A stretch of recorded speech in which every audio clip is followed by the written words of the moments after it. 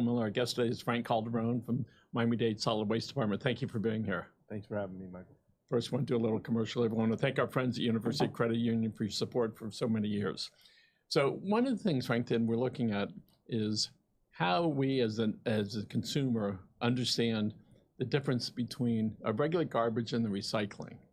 And people, inquiring minds, want to know that it's not going to the same place, or is it? So tell us about that. It is not going to the same place. And yes, unfortunately, we do have issues with mainly a lot of it is folks putting in the wrong kind of stuff in the recycling carts, but they go to separate places.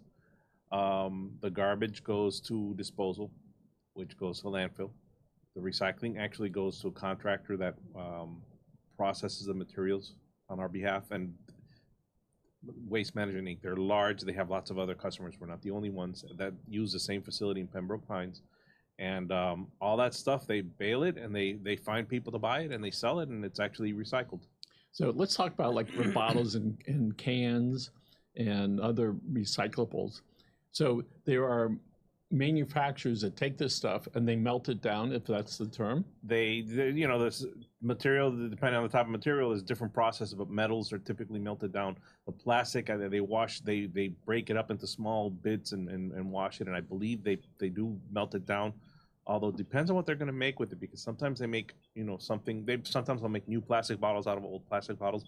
Sometimes they'll make furniture or plastic lumber, and sometimes they'll actually make clothing and textiles, clothing, carpeting, that sort of thing. Yeah, it is pretty amazing. When we look at Coke cans, I'm using it as a generic term, in the olden days, kids, the cans were tough, Yeah, really tough. And I think there used to be contests. Can you get in one hand, could you squeeze and break it? And now it's like, if we're lucky, it can stay up on the table without falling off. But that was all created for a lot of reasons, including those Coke cans get recycled pretty quickly. Yes, aluminum cans are one of the fastest. One of my favorite items I like talking about. 6 weeks it can go from the can you just drank out of to a new can. So there are some people that are very green, if you will. They like against that type of stuff. But the reality is, when it's recyclable, we should all feel good that we've taken that can and we've consumed the product that's in there. We put it back into the system so it can come out again. So soup cans, right? Food cans, all sorts of stuff. Yeah. Now that we have grandchildren, we give them peanut butter all the time. Those little plastic containers that comes in, those are recyclable. Well, okay, the peanut butter, I give a caution because they have to be clean. We do accept, plastic bottles, plastic jugs, and now we accept yogurt tubs and butter tubs. But the peanut butter, the plastic jars they come in, they have to be. The thing of it is that peanut butter, it's so sticky and it's hard to get out. It has to be very clean. So for the average consumer who doesn't want to spend, let's say they're not really driven to do a lot of it. So if there's a question on it, what should they do as far as to keep them in the loop as far as recycling? What do you suggest? Well, the simplest thing basically is we say, when in doubt, throw it out. If you're not sure, if it looks dirty, if you can't get it clean, and you don't want to sit there, we don't expect you to get it like, white glove to the white glove standard. It's going in the garbage or recycling. Yeah, exactly. But if you can't really get it clean or whatever, just throw it in the garbage. But you can always, for more information, find out what can and cannot be recycled, which we now have new items, by the way, that we didn't accept before. But you can call 311, or you can visit our website, miamidade.gov/recycling. And the county serves approximately how many customers? First with the green cans and then recycling, the blue ones. The numbers are fairly similar. I think it's a little bit higher for recycling. I want to say about 340,000 get full service from us, including waste collecting and recycling, and a little bit more for recycling because there's some cities that pick up their own garbage, but we do the recycling program for them, including nearby South Miami. So 340,000 get serviced twice a week for the green cans, and every other week for the blue cans. Yes. That's a lot of people. Yes. A lot of machines. Well, and then using population figures again, because we're talking people. That's 340,000 households. Yeah. If you extrapolate the U.S. Census numbers for how many people per household in Miami-Dade County, which is about 2.83, I think is the number, something like that. You do the math, and it comes close to 1 million people. that are served Yes, by us. that's big numbers. So it takes a lot of people to do that. County's looking for drivers right now. As a matter of fact, I'm glad you bring that up, because today, if you're watching us live and you're interested, apply now, because today's the last day. At least for waste truck drivers. Today, the announcement, the most recent announcement closes. We will probably open up again in the future, because we always need drivers. But yeah, if you're interested and you need a job now, do it now. Don't wait. If you're watching this recorded after the fact, it may be too late, but you never know. Visit miami-dade.gov/jobs anyway. And so the folks, if they get hired, it's a 4-day week. 4-day week for waste truck drivers, yes. So 4 by 10 is they're off on the weekends and 1 day during the week. And Wednesday, yes. And so, so there's a 12. How many hours a day? 10 hours a day. 10 hour, 4 by 10 as we call it. 4 days, 10 hours. And just for the numbers, because I'm trying to fathom what that would be like. So you people are driving the big trucks, all right, garbage trucks, girls and guys, all right, they're out there. How many homes might they stop at a day? About 1,100. 1,100. But keep in mind, in the old days, you had to sit there, wait. Guys would jump off the back of the truck, go grab the cans. I remember when I was a kid, they would go into your yard to grab the can. You didn't have to put them out. All that takes time. Now it's like the cart is supposed to be at the curb, and they pick it up and then off to the next one. So when these kind of changes are made, meaning it was in the backyard, right? And then it was, you put it out there and then the guys will come and they'll put it in. So that took decades for that to change from the original thing, which was, don't worry, they'll go in the backyard, keep the dog tied up, maybe, all right? And then these guys picking up these garbage cans, those are pretty strong guys. Let me ask you, how many miles a day do the 1,100 homes take? How many miles is that? That's a good question. I don't know the answer. It's a lot. It's a lot, and it depends too. If you go, if you drive through neighborhoods where they're townhouses and the houses are compact and pretty close to each other, it's not going to be as much as, say, somebody who drives the Redland, for example. And so right now, I know you have one all-electric vehicle. The other garbage trucks, what type of fuel do they use? Most of them use diesel. We do have a significant number, and I don't know the exact numbers here, but we do have a significant number that are ultra-low emission diesel. As a matter of fact, about a couple of years ago, we got a grant from the EPA to buy, I want to say about 25 trucks that are ultra-low diesel emission, and we have some that are CNG also, compressed natural gas, which is even fewer emissions. And how many trucks do you have right now, more or less? In our fleet, I want to say roughly 180 in that neighborhood. And they're parked different places throughout the county. Yes, so they strategically stayed so that they're close to wherever the drivers need to pick up. So often we're driving the roads and we look on the side of the road, people have been dumping stuff. I'm not talking about litter. I'm talking about, Illegal dumping, which is a pile.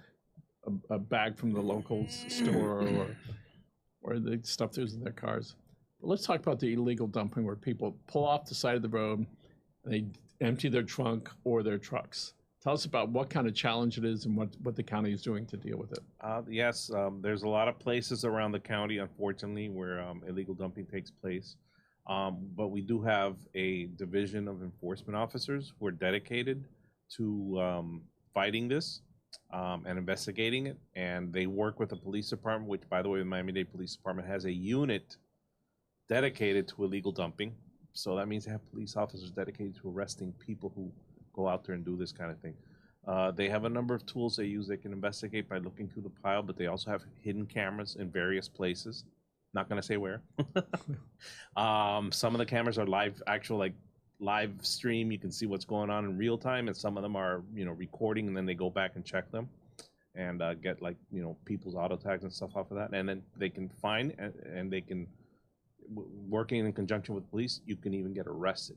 So a few weeks ago, we shared the video of 3 guys who were at an area they were dumping. They had rented a truck and they were dumping the stuff out. Yes. And it was filmed. Right? Yes, it was real. That was a real-time camera. The enforcement officer was watching them. He called for another enforcement officer, Miami-Dade Police, dispatched them. And, these guys took off, but they weren't that far away. They were caught. They were done, and they were driving off. They were caught because they weren't, they were caught before they had a chance to get too far. That's amazing. So did they get arrested? Two of them, twin brothers, sadly.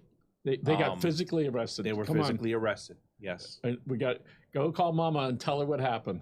Yeah, and supposedly the third man that was in the video was their brother as well. Not a twin, but obviously. But yeah, supposedly it was a what brother. a pain that is for them, because they had to pay a bond. All right, they're going to have to get some defense attorney, whether it's a public defender, and it takes the prosecutor time, it takes the judge time. Maybe they're going to be on probation. Maybe they got to whatever hours they're going to have to do, whatever fine they might have to pay. Or they could have just taken the stuff to the dump. Yep. In the same vehicle, same truck, just drive within 10 miles for sure. All right. Yeah. One direction or another. I believe so. Yeah. It's really too bad because it's a lot of wasted money. And I know that they are telling people don't dump your garbage because you're going to get caught. So let's talk about in the Redland area. That's the unincorporated part of Dade County near Homestead. A lot of acreage out there, 5, 10, 20 acres. Some have fences around them, they're growing vegetables, some don't. And some people take their garbage, their trucks, and they dump it on the side of the road. For the most part, who's responsible for cleaning that up? If it's on the side of the road, the right-of-way, as we call it, they could call us. We've worked out some types of programs because in some cases, if it's right-of-way, but we don't, it may be outside of the unincorporated or the UMSA areas they call it. It might not be within our service area. And we do have information on our website about that, miami-dade.gov/solid waste. But if it is within our service area, we'll investigate, we'll go through the whole thing, and eventually we'll pick it up. If it falls on private property, unfortunately, the owners are responsible. What makes it private property? You mean if it's farther the property line? All right. If it's farther in, basically. So let's just, whatever the footage is, it considered the swale. So if these guys back the truck up, you're going to have to pay it for yourself. It's not cheap. Dumping garbage is really expensive nowadays. So we know out in horse country where there's some people are dumping all the time. So the property owner just put up, there's a camera on here, you're being filmed. And it worked, all right?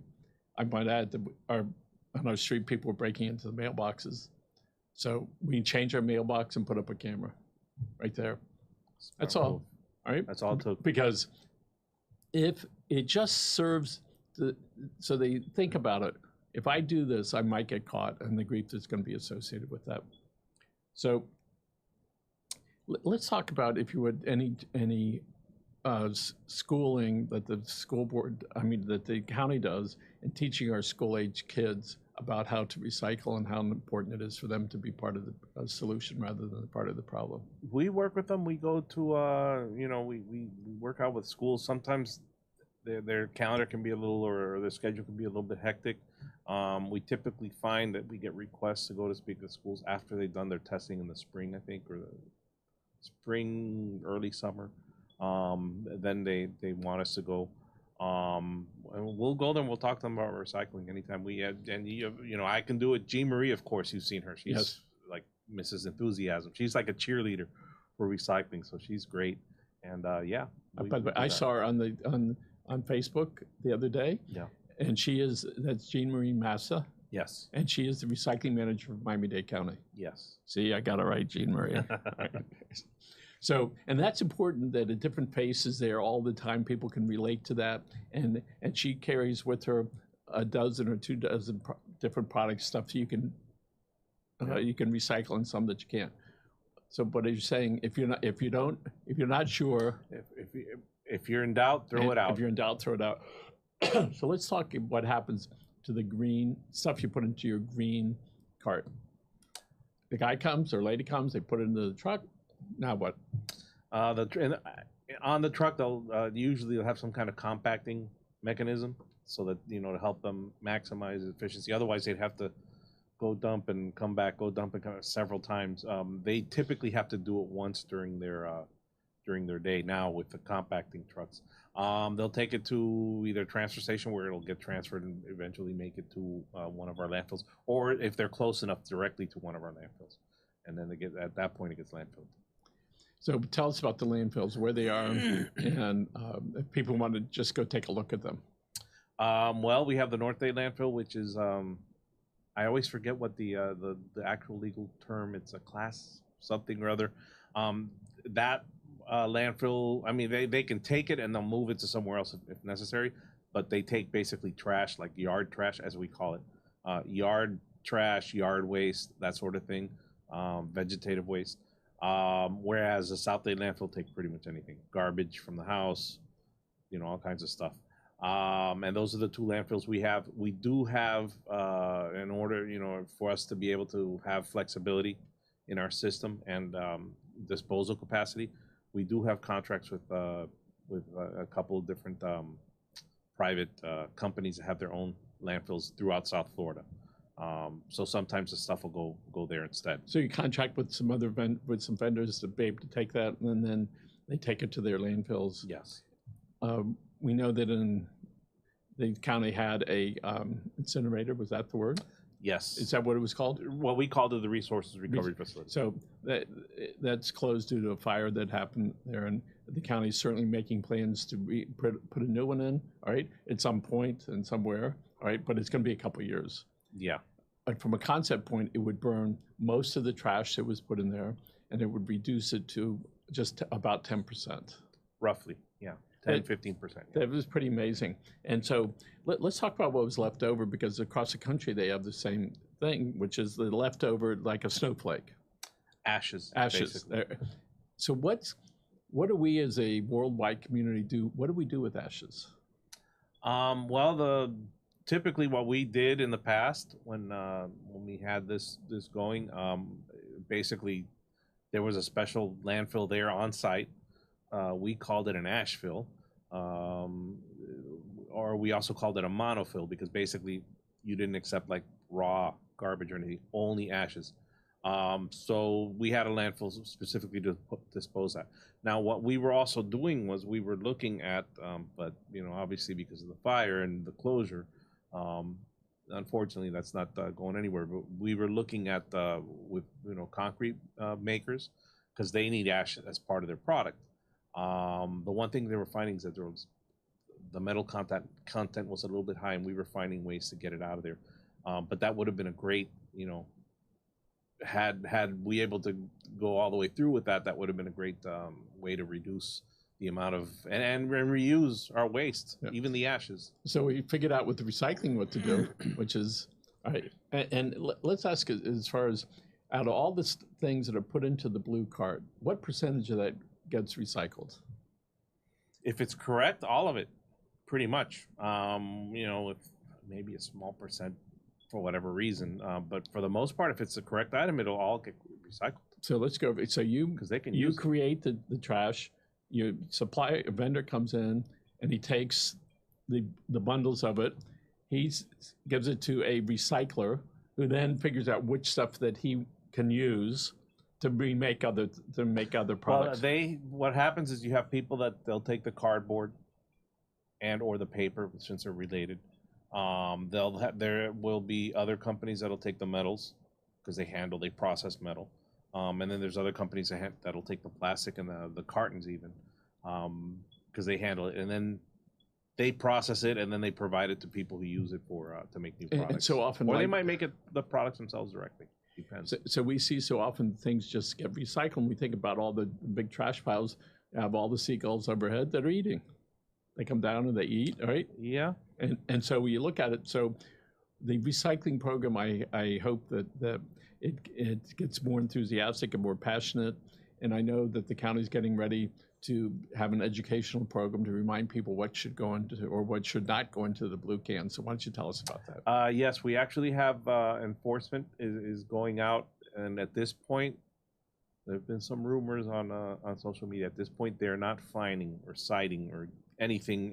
They're not charging people any kind of money. What they're doing is, if they do find incorrect items in a cart, and they are looking inside the carts, if they do find incorrect items, they will put a yellow sticker on there, and they'll indicate what was incorrect, and then they won't pick up the cart. You'll have to fix whatever was wrong, and then they'll come pick it up the next time. Eventually, at some point, yes, and starting June, then it's going to be basically 3 strikes you're out. So one of the great things that will happen is we'll become a little bit more educated. So the things that go into the blue cart are going to be a higher percentage of being recyclables. Yeah, this the whole issue with what we call contamination, with having the wrong materials, is a very long-standing problem. Unfortunately, it creates problems for recycling. We were actually at 50% contamination for a while. It came back down to about 40%, but even 40% is And for contamination, talking about the wrong items. The wrong items in there. So let's go over again. So the county has inspectors that are going out looking in the blue carts. Oh, the enforcement. The enforcement people. And saying, okay, this one's good, this one's not. Hey, you can't put these over here. And well, I'll bet there'll be a little note on there. Basically, yeah, it's a little note, but it's yellow. It's a sticker. And it's going to say, what if it don't fit? You got to quit? No. No. When in doubt, throw it out. When in doubt, throw it out. All right. And I think that as consumers and people that want to be involved in the recycling process, we do need to be reminded frequently, about the right way to do that. So generally speaking, plastic bottles of all sorts, let's say you're drinking from them, all right, those are all recyclable. Yes. And you don't have to take the top off like the old days, right? No, it can be on it. What we don't want is the top by itself. But otherwise, yeah, the cap that goes, it can be on it. And cans of soup, tuna fish, what other comes in cans? Sodas, beer, anything that you can drink or eat that comes out of a can. The interesting thing is that the beverage cans are typically aluminum, but the food cans are typically steel. Interesting. I don't know why that is, but it is. I guess the food cans need to be a little bit sturdier, which is why they're steel. So let's look at it with the number of people that are still getting food delivered to them by a variety of sources. Has the county looked at, or maybe there's some national studies, on average, that stuff that you get from your restaurant that gets delivered to you, the packaging that's brought to you historically, what percentage of that would you say is typically recyclable? Your figure? The only thing that's recyclable, pizza boxes, which we just started taking. As far as food containers, pretty much everything else, unfortunately, we cannot recycle in our program.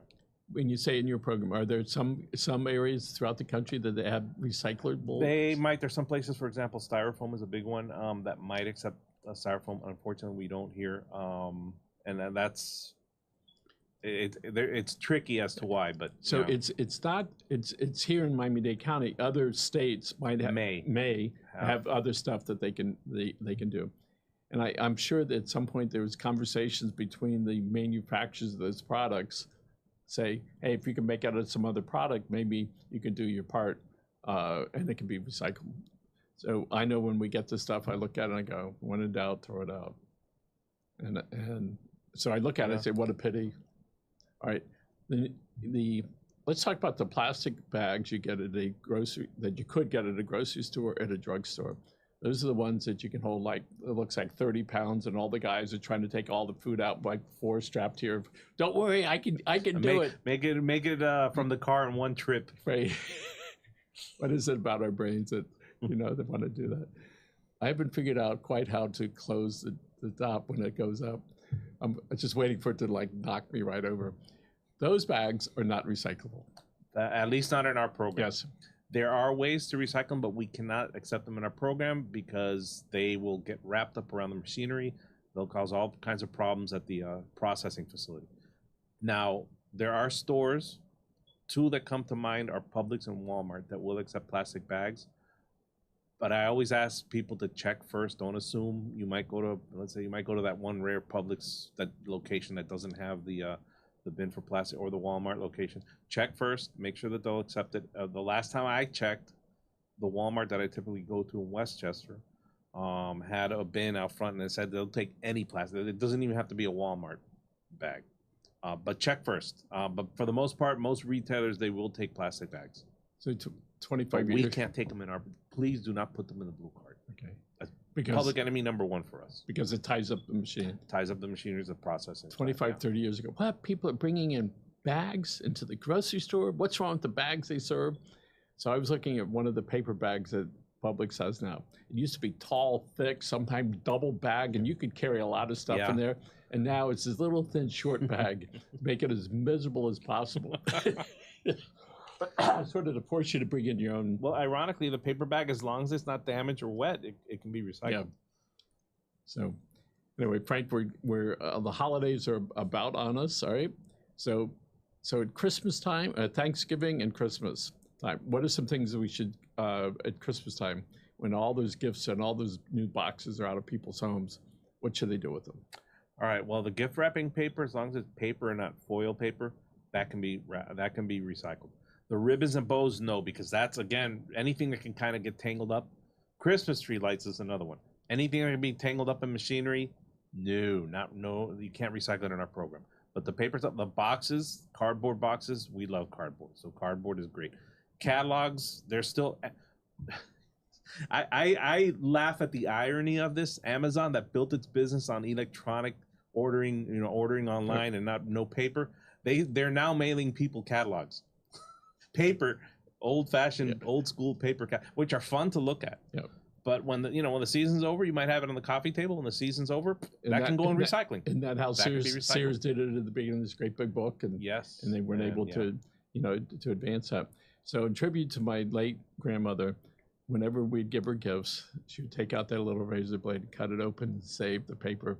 So when she gave somebody a gift, she would take it. Yeah. Right. So people could do that if they like.